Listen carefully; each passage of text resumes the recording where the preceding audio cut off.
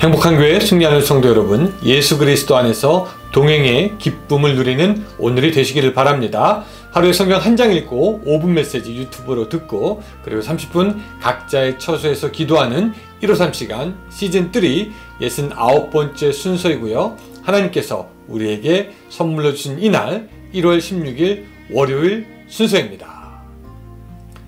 어떤 그 인터넷 커뮤니티에는요, 고민 글들이 많이 올라오더라고요.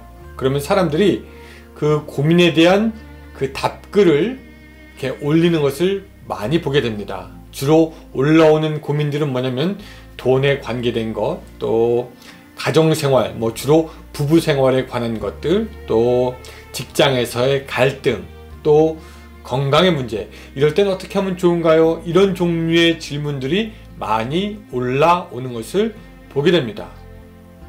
그런 문제와 갈등이 있는 것은 당연하고, 또 그것들을 해결하는 것이 중요하죠. 그런데 우리가 이 시점에서 꼭 한번 거쳐야 할 문제, 꼭 한번 생각해야 될 만한 것, 이게 뭐냐면요, 이겁니다. 저는 어떻게 죽을 것인가, 죽음 이후를 어떻게 준비해야 하는가, 이런 것에 대해서는 질문하는 사람도 없고 질문하는 사람이 없으니까 답을 하는 사람도 없습니다. 여러분, 재밌지 않습니까? 모든 사람이 언제든지 꼭 한 번은 거쳐야 할 문제이지만 정작 그것에 대해서 관심을 갖는 사람들은 없다라는 것이죠. 여러분들은 어떻게 준비하십니까? 이번 주 한 주 죽음과 또한 예수 그리스도로 말미암아 우리에게 주어지는 영생에 대해서 생각해보는, 그것을 어떻게 준비하면 좋을까 한번 생각해보는 여러분들이 되시기를 바라면서 오늘 153 시작하겠습니다. 자, 오늘 153은요 이사야 5장 12절 말씀입니다. 이사야 5장 12절 한 절만 읽겠습니다. 그들이 연회에는 수금과 비파와 소고와 피리와 포도주를 갖추었어도 여호와께서 행하시는 일에 관심을 두지 아니하며 그의 손으로 하신 일을 보지 아니하는도다. 아멘.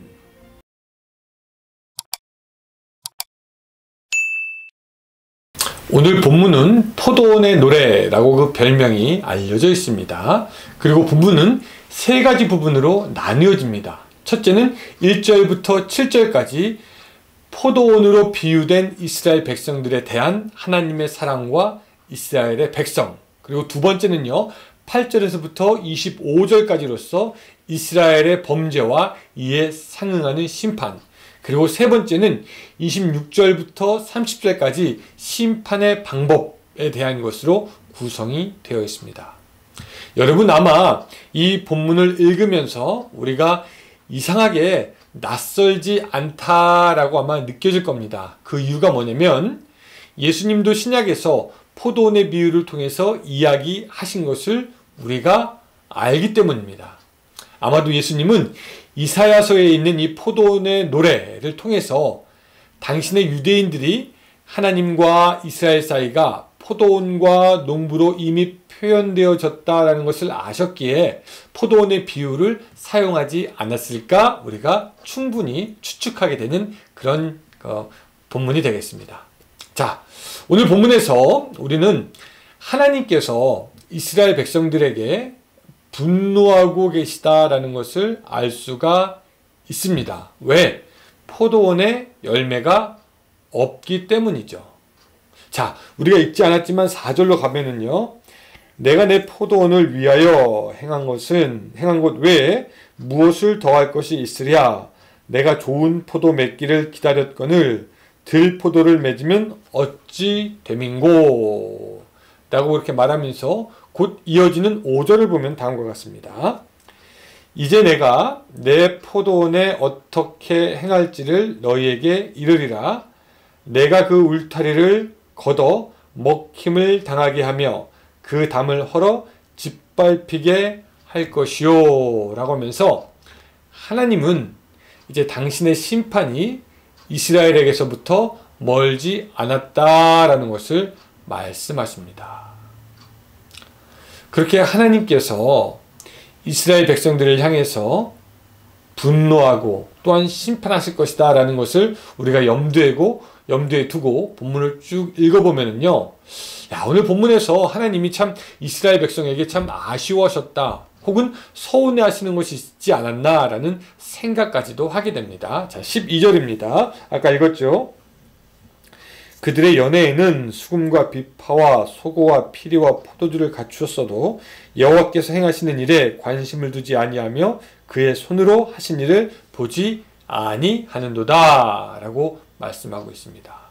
자, 여러분, 이게 무슨 말이냐면요, 이스라엘 백성들은 자기들이 즐기고 먹고 관심 있는 것에 대해서는 모든 것을 다 가져놓고 자, 세밀하게 준비하고 잘 이렇게 모든 것을 부족함 없이 공급해서 자기 것들은 잘 챙겨서 잘하면서 정작 하나님께서 하셨던 일, 하나님께서 하시는 일에 대해서는 관심을 갖지 않는다라는 겁니다. 즉, 자기의 것에만 관심을 가지고 했지 하나님을 염두에 두지 않고 오히려 하나님을 제쳐두고 있었다라는 것에 대해서 하나님은 지적하고 있는 것입니다. 여러분, 인간 사이에도 가끔 이런 비슷한 일이 있을 수 있죠. 사랑하는 친구의 생일을 준비해 줍니다. 선물도 이렇게 준비해 줍니다. 다른 친구들도 불러주고요. 생일잔치도 같이 해주면서 진심으로 그 친구의 생일을 막 축하해 주었는데 막상 내 생일이 됐는데 내가 챙겨줬던 그 친구는 나에게 아무런 관심도 갖지 않고 생일에 딱 늦게 태어나가지고 생일에 늦게 딱 잔치에 늦게 나타나가지고 그저 밥만 먹고 간다면 여러분들은 기분이 어떠시겠습니까? 서운할 겁니다. 차라리 그날 너무 바빴어, 아파서 못 갔으면 덜 서운했을 텐데 자기 것에만 다 신경 쓰고 정작 남의 것은 신경 써주지 않는 그런 사람들을 보면은 우리도 서운하다는 생각이 들기는 하죠.